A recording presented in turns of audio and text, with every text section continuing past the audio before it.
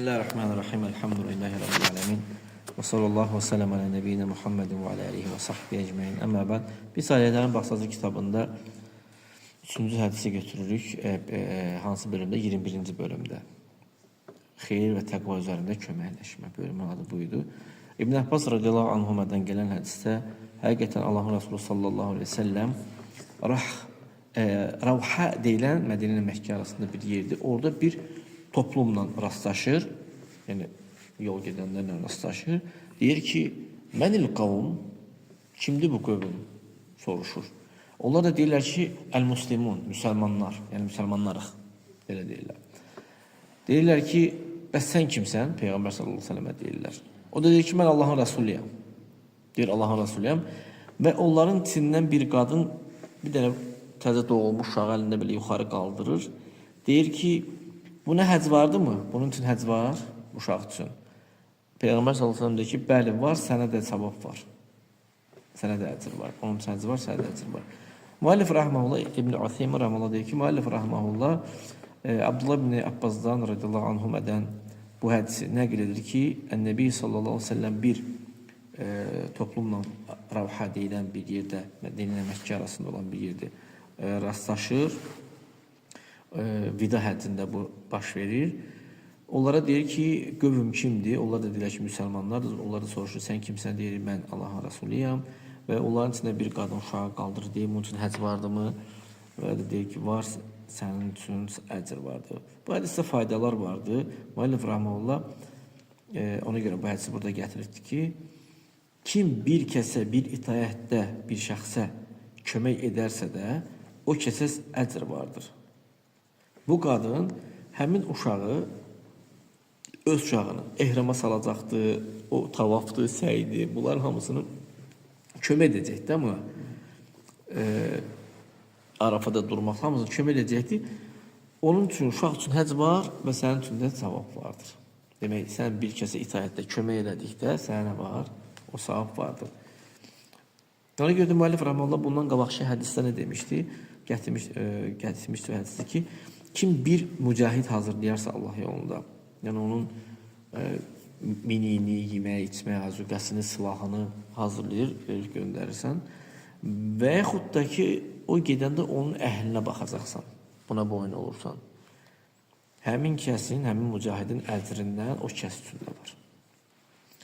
Bu hədisdən olan faydalardan həqiqətən insan lazımdır ki, ona bilmədiyi bir şeyi soruşsun, əgər ona ehtiyac olarsa da.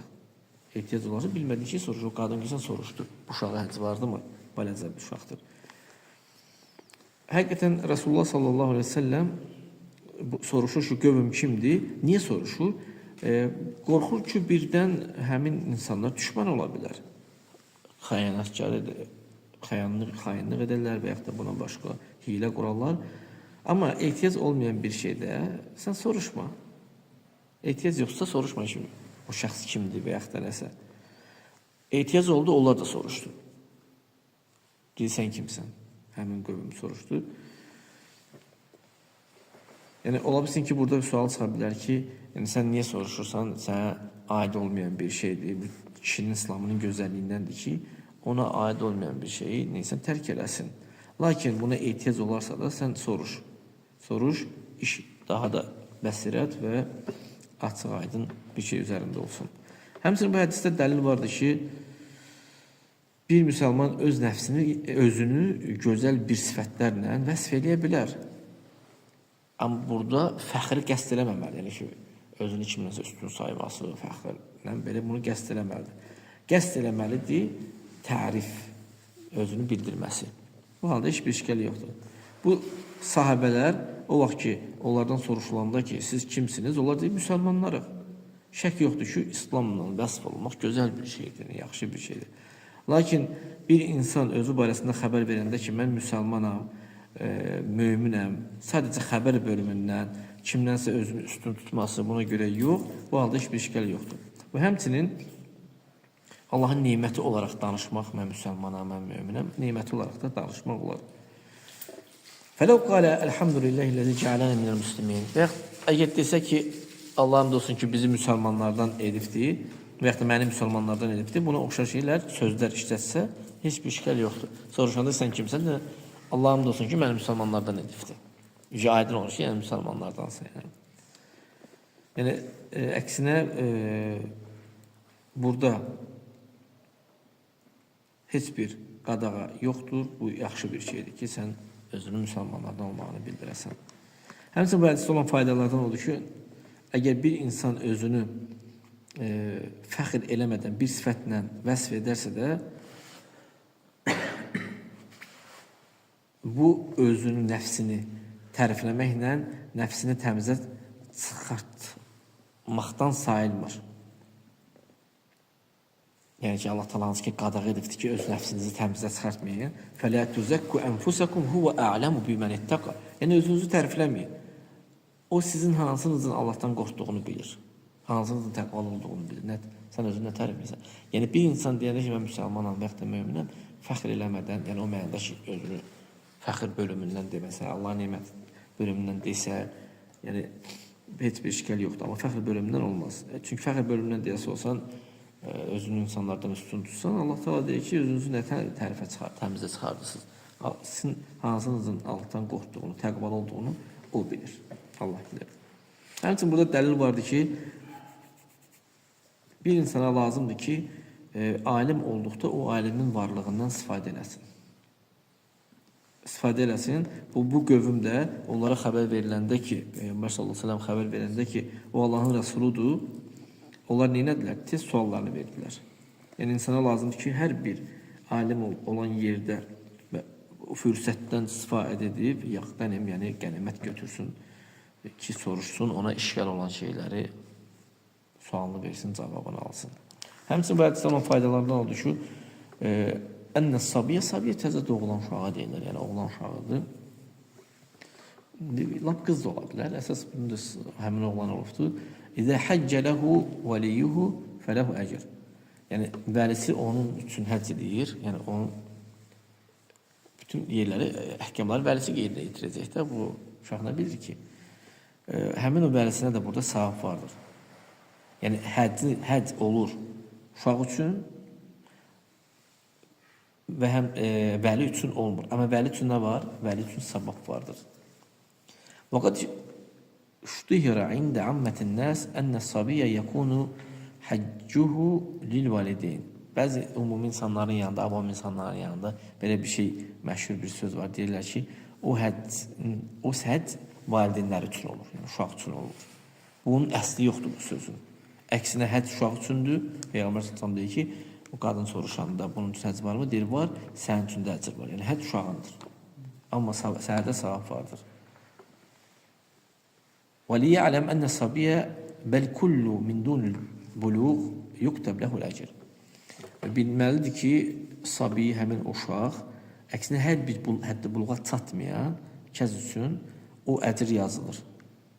Günah yazılmır. Yəni, həddi buluğa çatmayan hər bir uşaq üçün nə savab edir yazılır. Amma günah etsə günah yazılmır. Tək həddi buluğa kimi. Bəzi alimlər bu sözüdən dəlil götürüb demişdilər ki, bəli, var, onun üçün həcc vardır. Ənəhu izə əhraməs sabiyyü ləziməhu cəmilə ləvazimil həcc. Əgər sabi özü ehrama girsə, lazım olur. Bütün həccin əhkamları onun üçün lazım olur. Tavaf eləməlidir, səy eləməlidir, Arafada durmalıdır, Müzdəlifədə qalmalıdır, Minədə qalmalıdır, şeytana daş atmalıdır, Rami Cəmərrat deyirlər ona. Yəni, gücü çatdığı hər bir şey eləməlidir. Amma nəyə də gücü çatmır, eləmir. Yalnız tavafdan, səydən başqa lazım tavaf və səy eləsin. Yəni. Və bəzi alimlər də deyirlər ki, yəni, uşaq əgər tamamlamasa o əməli, hətta səbəbsiz yerə belə, heç bir səbəb yoxdur, ondan qələm qaldırılıbdır. Çünki o mükəlləf deyil, tamamlanmasa belə. O lə yuqal deyilmir ki, İnnə nəfləl həcci kəfardihi. Deyilmir ki, məsələ üçün, nafilə həcc fərz kimidir. Lə yəcüzül xurucu minhu.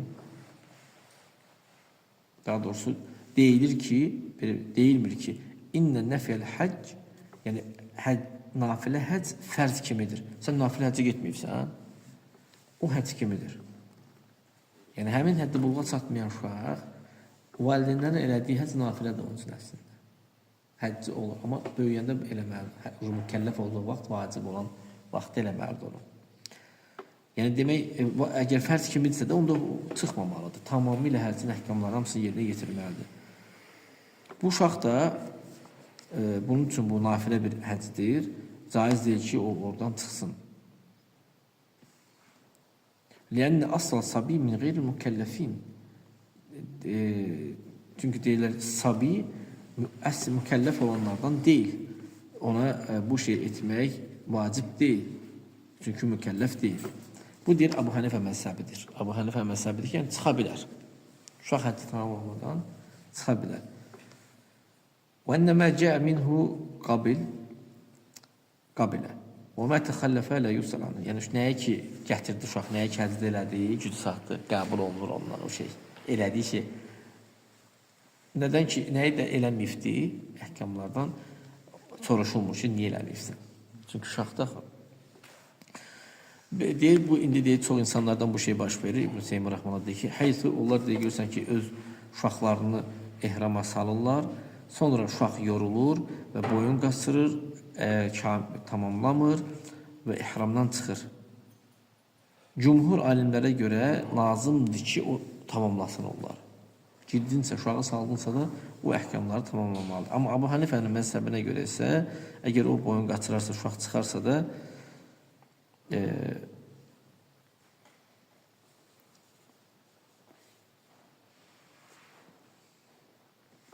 nədir? Onun üçün içində yoxdur.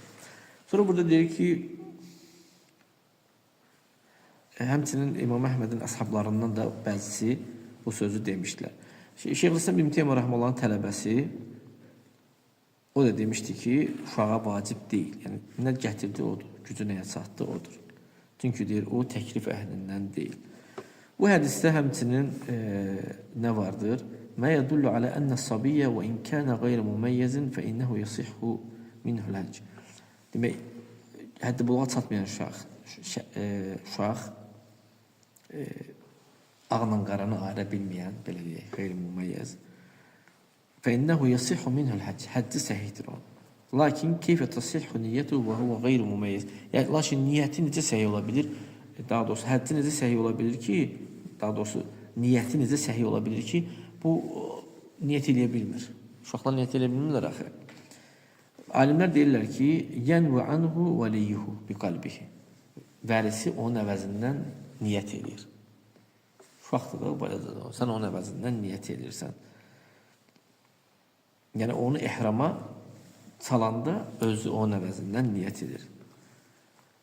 Nədən ki, uşaq acizdir, nəyə ki eləyə bilmir, hamısının vəlisi yerinə yetirir onu. Və bu münasibətdə deyir, bir şey bəyan eləmək istəyirik deyir.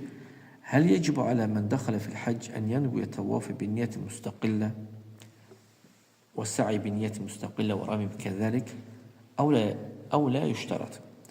Bir məsələyə toxunur bu yerdə. Deyir ki, bir kəs həccə girdikdə vacibdirmi ki, tavafı təhcə bir niyyət eləsin, sə'i edəndə təhcə başqa bir niyyət eləsin, daş atanda başqa bir niyyət eləsin, yoxsa şərt deyilmi? Bu məsələdə deyir, alimlər arasında ixtilaf vardır. Alimlərdən bəzi deyiblər ki, əgər insan həccə girdisə də, niyyət elədirsə həcci, tavaf da, sə'i də hamısı birinci niyyətin içindədir. Birinci niyyətin içindədir. Yəni, təzədən tavaf edəndə niyyətimi təzəliyim, sə'i edəndə niyyətimi təzəliyim, belə deyil. Həcci səhihdir, birinci niyyətlə girsə, həcci səhihdir.